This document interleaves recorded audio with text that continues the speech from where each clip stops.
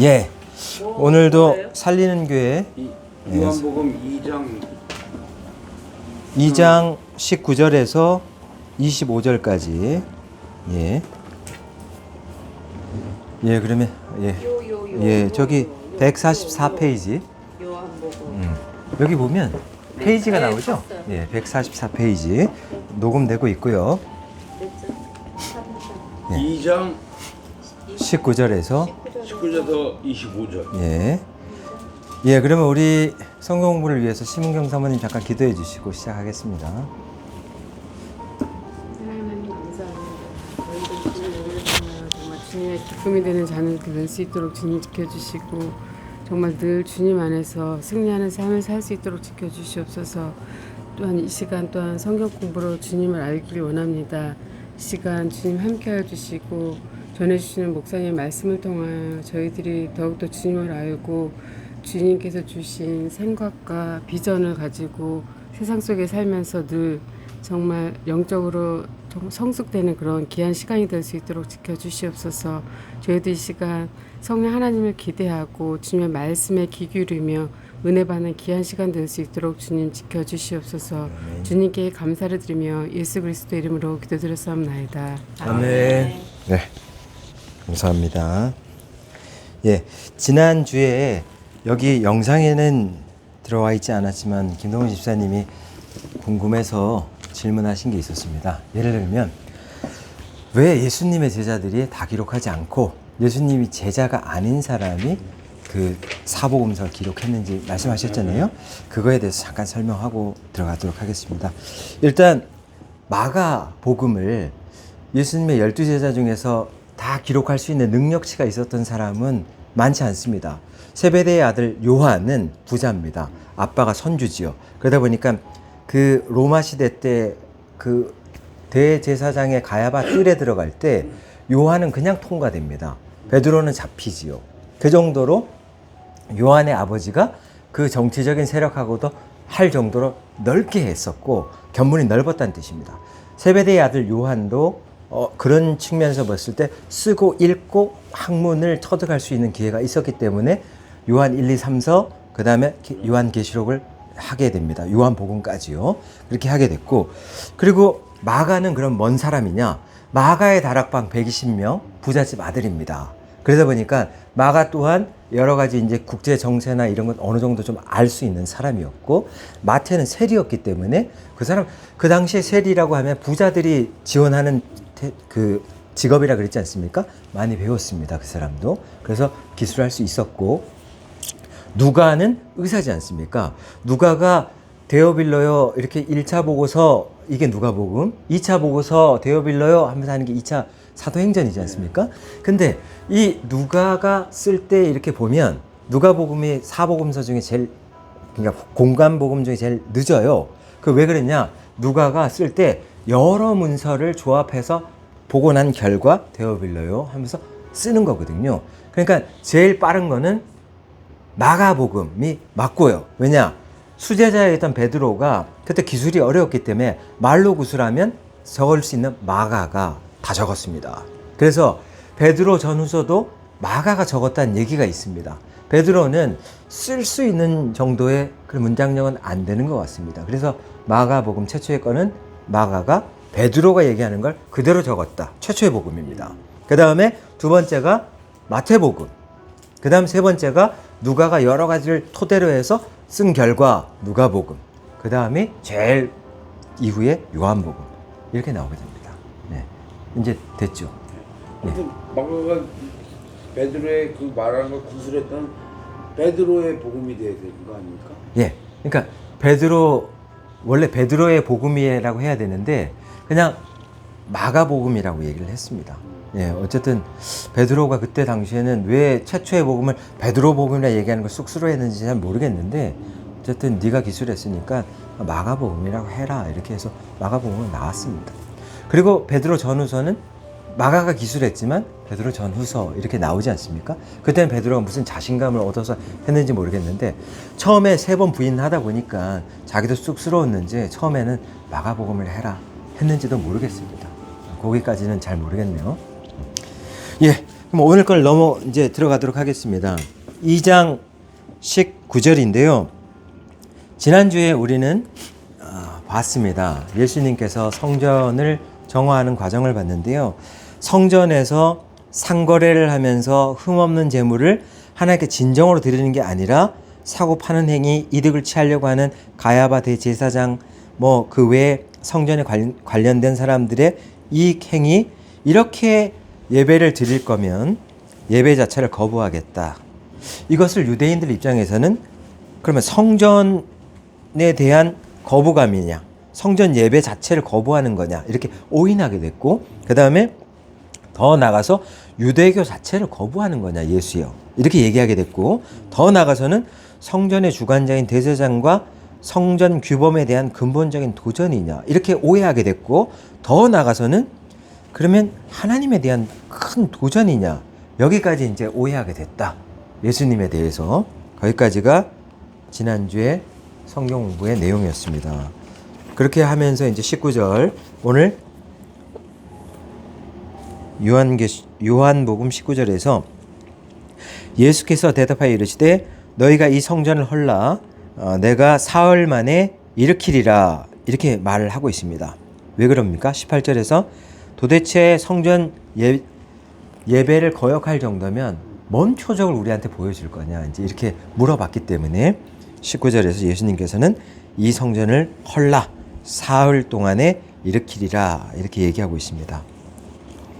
여기서 분명히 성전이란 것은 하나님의 자기의 육체된 것을 이제 의미하는 것이라고 얘기하는데, 우리가 성전하게 되면 성전이 이제 솔로몬 시대에 완공되는 1차 성전이 있지 않습니까? 그게 7년 걸려서 솔로몬 시대 때 성전이 완공됐는데 바벨론 느부갓네살 군대가 와서 파괴시켜서 파괴가 됐고, 두 번째 성전을 수르바벨 성전이라 그래서 고레스 왕이, 페르시아의 고레스 왕이 바벨론 물리치고, 그 다음에 그게 이제 BC 538년이었는데 유다 백성을 예루살렘으로 귀환시켜라 라고 하고, 죄송합니다. 그 고레스가 바벨론 정복한 게 BC 539년이었고, 그 이듬해에 BC 538년에 유다 백성을 예루살렘으로 귀환시켜라. 그 왜 그랬느냐? 고레스 꿈에 하나님이 이 전쟁을 이기게 해줬다는 걸 확실히 알았기 때문에 고레스는 유다 백성은 무조건 예루살렘에 돌아가야 된다 라고 얘기를 했고, 그때 수르바벨이 유다 총독으로 귀환하게 되면서 예루살렘 성전을 다시 건축합니다. 파괴되었던 솔로몬 성전을 다시 건축하는 거죠. 이렇게 해서 어떻게 보면 큰 틀은 파괴되어 있지만 내부에 있는 건물 정도만 겨우겨우 어려운 가운데 성전을 완성했습니다. 근데 이것이 알렉산더 대왕이 죽고 4등분된 상태에서, 그 중에 시리아의 아니오커스라는 사람이 에피파네스로부터 성전의 모습이 상실되는 사태가 발생하면서 이 사람이 성전 앞에 제우스 제단 만들고 돼지 피를 뿌리고 이러다 보니까 성전 자체의 모습이 상실된 이런 상태로 오다가 오늘 본문에서 나오는 이방인의 두메 출신 헤롯 왕이 이 수르바벨 성전을 46년 동안 보수해가지고 완성을 시킵니다. 네, 그래서 완성된 건데, 이 헤롯 왕이 왜 성전을 완성하느냐? 유대인의, 이 사람은 이방인 출신이잖아요. 그러다 보니까 유대인의 환심을 사기 위해서, 유대인들이 좋아할 수 있는 일, 성전을 완공해주면 되게 좋아하겠구나, 날 좋아하겠어 생각해서 이 사람이 46년의 보수를 한 겁니다. 그래서 19절, 그러면 예수님께서 이렇게 46년 동안 보수했던 헤롯 성전을 너희가 이 성전을 헐라 내가 사흘 동안에 일으키리라 하니까 이 사람들 입장에서는 이게 말이나 되느냐, 이제 이렇게 생각하는데, 이 사람들 생각할 때 성전은 내부적인, 좁은 의미로는 내부적인 성전이고 거룩한 장소인 성소를 의미하는 걸로 그렇게 받아들이고 있잖아요. 예수님의 몸이 성전이라는 걸 전혀 생각하지 못합니다. 예수님이 말하는 것 자체를. 20절에 이제 20절을 우리 민성이가 한번 크게 읽어주시면, 네, 2장 20절을 네, 크게 한번 읽어주십시오. 유대인들이 이르되 이 성전은 46년 동안에 지었거늘 내가 3일 동안에 일으키겠느냐 하더라. 네네, 좋아, 감사합니다. 맞습니다. 유대인들 생각할 때 46년 동안 지었던 이 성전을 어떻게 지금 3일 만에 일으키겠다 하느냐, 이해가 안 된다 이렇게 생각하는데, 예수님이 지금 말씀하시는 것은, 그러니까 예수님의 말씀을 정말 제대로 이해를 못하고 있는 건데, 예수님의 행동과 말씀, 성전에서 예배드리지 말자 이렇게 하는 것도 다 오해하는 거 아닙니까? 그거는 어쨌든 이 사람들 입장에서는 아까 그 얘기 안 했군요. 그 헤롯 성전이 이제 주후 64년에 완공이 되는데, 주전 20년경에 공사해서 46년 걸려서 완공되는데, 이것도 역시 예수님께서는 이 성전도 돌 위에 돌 하나 안 남고 다 파괴된다고 얘기했고, AD 70년경에 로마 장군 티투스 왕이 토성을 쌓아서 그냥 다리 놓고 들어가서 다 무너뜨린 거 아닙니까? 그래서 정말 돌 위에 돌 하나 안 남고 다 무너지는, 이 3차 성전까지 다 무너지는 역사가 일어나게 되었습니다. 그래서 오늘날 이 성전을 다시 재건하면 예수님이 온다, 뭐 이런 잘못된 얘기들이 있는데, 뭐 그렇게 예수님이 오지는 않습니다. 자, 그래서 21절을 양정희 집사님 읽어보시면, 그러나 예수는 성전된 자기 육체를 가리켜 말씀하신 것이라. 예, 요한복음에서 정확하게 기재를 하고 있습니다. 성전된 자기 육체를 가리켜서 내가 죽고 난 이후에 3일 만에 부활할 것임을 확실히 얘기하고 있다. 요한은 그렇게 얘기하고 있습니다. 그러면 성전이란 걸 요한은 지금 어떻게 보고 있느냐? 요한이 볼 때 예수님은 하나님과 늘 소통하시는 분이고, 그분과 함께 거하는 그분의 영을 계속 받아들이고 있는 그곳이 성전이라는 얘기를 하고 싶은 거고, 예수님은 하나님과 늘 소통하셨던 분이기 때문에 이제 예수님이 자신의 몸을 성전이라고 얘기한 거죠. 그 얘기고요. 22절을 이제 김동훈 집사님 얘기 이제 한번 읽어주시면요. 죽은 자 가운데서 살아나신 후에야 제자들이 이 말씀하신 것을 기억하고 성경과 예수께서 하신 말씀을 믿었더라. 예. 아멘. 예.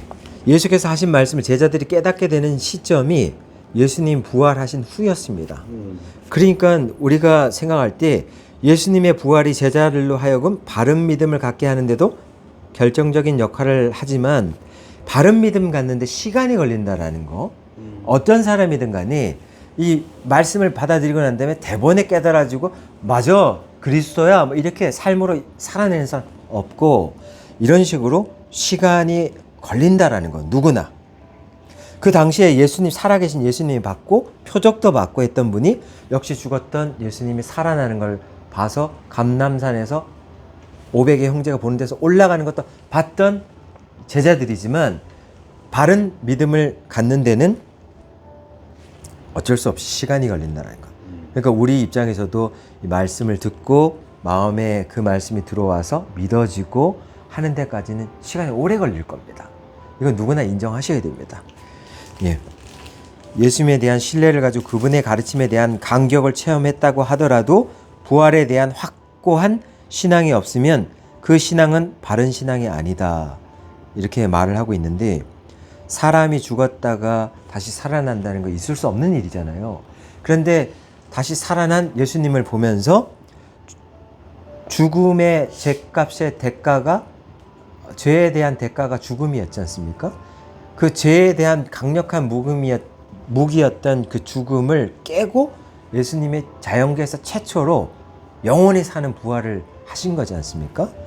그 입장에서 그 부활 신앙을 믿는다라는 것은 크리스찬 입장에서 예수님이 첫 열매가 됐기 때문에 우리도 나중에, 지금은 잠들지만 육체가 죽어서 영은 이제 그때 하나님과 함께 거하는 곳에 가 있다가 예수 그리스도가 다시 재림할 때는 육체적인 부활체를 입고 다시 영과 결합해서 그때는 완전한 하나님이 거하시는 곳에 가서 육체도 같이 거하는 그런 이제 곳으로 가게 되는 거거든요. 그거에 대한 첫 열매가 예수 그리스도였다. 근데 그 부활체가 이렇게 이렇게 보면 그 12 그 제자들이 예수님 돌아가시고 낙마하고 있을 때 부활체가 벽 뚫고 들어오는 거 봤죠. 그 정도로 이 부활체는 물리적인 이런 벽이나 이런 거에 걸그치지 않고 그냥 뚫고 들어가는 그런 부활체인 거라고 우리 예수님의 그 열매를 그대로 전수받게 되니까요. 네, 그래서 그렇게 볼 수가 있고요.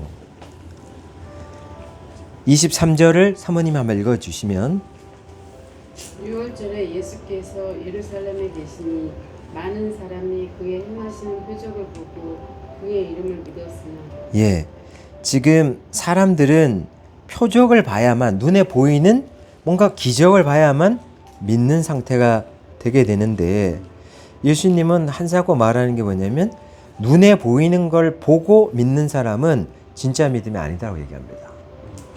그거를 계속 강조하고 싶어 합니다. 예수님이. 그게 어디 나오냐? 24절에 나오는데요.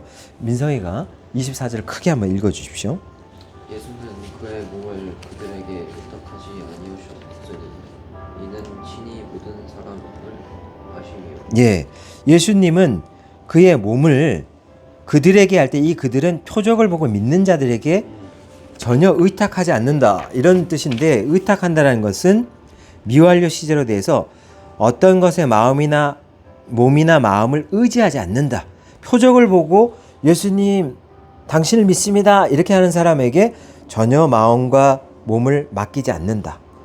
미완료는 지속적으로 그들을 신뢰할 수 없다. 그런 뜻입니다. 몸을 의탁하지 않는다라는 게 표적을 보고 믿는 사람들, 그런 사람은 언제든지 배신할 수 있기 때문에 예수님은 그 사람을 참 신자라고 여기지 않고 있다는 것을 계속 말해주고 있습니다. 우리는 뭔가 표적을 봐야만 이렇게 믿어지는데 표적을 구하는 사람들은 기적을 보고 믿었기 때문에 기적 신앙에 빠지게 되는데 이런 사람들은 예수님이 말하는 진정한 믿음이 뭔지 몰라요.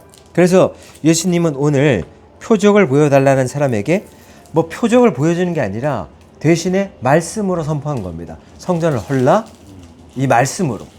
그러면 내가 사흘 만에 다시 짓겠다. 이렇게 얘기한 게 표적을 보여준 게 아니잖아요.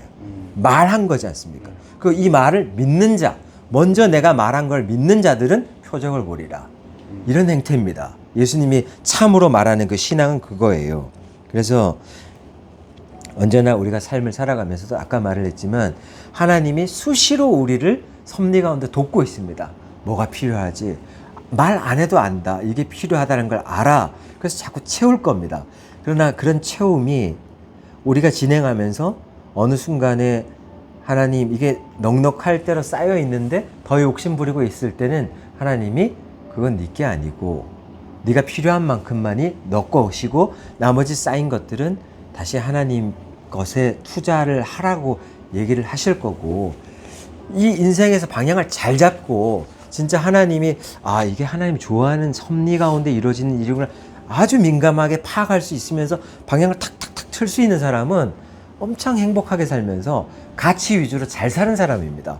그런 사람에게 예수님이 정말 예수님도 잘 믿었지만 세상을 지혜롭게 하나님 지혜로 잘 살다 왔다고 얘기할 겁니다.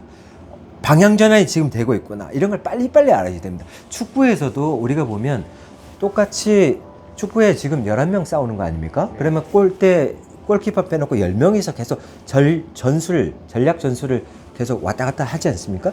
그거를 뭐 4-3-2 뭐 이런 식으로 이렇게 해서 변화를 주고 뭐 자꾸 변화를 주지 않습니까? 근데 그 변화를 줬을 때 누가 누구를 마크한다라는 변화가 있는데 마크하고 있던 사람이 갑자기 뒤로 돌아가지고 훅 뛰어 들어가면서 골대 쪽으로 들어가면 마크하던 사람이 마크해줘야 되는데 그렇게 같이 따라 들어갈 수가 없거든요. 그래서 골을 나는 거거든요. 그런 것 똑같이 이 인생이라는 것은 어떻게 보면 전술 게임입니다. 방향을 그때그때마다 지금 하나님이 이 전술이다라고 얘기할 때 그걸 빨리 인지하는 사람들이 틀어주고 그리고 그렇게 맞게끔 살아내는 과정을 보여주면 우리 교회의 사도 바울처럼 전술과 전략에 믿음에 투철한 사람들이, 거목과 같은 사람들이 하나하나가 자꾸 성장해서 자기 자리에서 딱딱 버티고 있어주면 그걸 믿는 빌립보 성도 같은 사람들이 자꾸 모여들면서 그게 단단해지는 거거든요. 그 구역이 커지는 거고요. 그 구역이 교회가 되고 작은 교회가 돼서 우리는 그 작은 교회 연합으로 큰 교회가 돼서 큰 교회가 큰 역할을 하고 작은 교회는 아주 세밀한 역할을 하듯이 우리는 그렇게 나갈 수 있거든요. 그렇게 예수님은 표적을 자꾸 구하고, 예수님 우리 자녀 여기 대학에 입학시켜주는 표적을 보여주면 믿을게요. 이런 것에 대해서는 예수님은 집 마련해주면 예수님 믿을게요. 자동차 주면 예수님 믿을게요. 직장 바꿔주면 예수님 믿을게요. 배우자 주면 예수님 믿을게요. 이렇게 하면 그게 예수님 볼 때는 참 믿음이 아니다. 그러니까 성전을 헐라? 내 말을 잘 듣고 이 말이 와닿아서 성전을 헐고, 그러고 난 다음에 실제로 부활하는 걸 보고 난 다음에 믿어지느냐, 성전이 회복된 것을 하고, 그 다음에 예수님 말한 거를 믿고 난 다음에 표적으로 일어난 것을 보고 아멘 해서 그 증거로 그대로 와서 믿을 수 있는 사람이라고 하면 그 사람을 참 믿음이다 라고 얘기하는 거고, 그런 자에겐 예수님이 내 일을 맡기겠다, 의탁하겠다, 내 마음도 몸도 다 이렇게 의탁해서 너 이 일까지 할 수 있겠니? 라고 부탁하게 된다는 겁니다. 그런 부디 살리는 교회가 그런 거를 다 부탁할 수 있는 그런 정말 이 시대 참 교회가 됐으면 좋겠습니다. 자, 25절을 양정희 집사님 마지막 읽어주시면요. 또 사람에 대하여 누구의 증언도 받으실 필요가 없었으니 이는 그가 친히 사람의 속에 있는 것을 아셨음이니라. 네, 예수님 신성이 있었기 때문에 표적을 구하는 사람들은 이 표적 이것 때문에 날 믿는구나 다 알지 않습니까? 그래서 이런 표적 때문에 따라가는 사람에게는 뭐 저 사람이 참 예수 그리스도 하나님의 아들입니다 이런 증언 받을 필요도 없다라는 겁니다.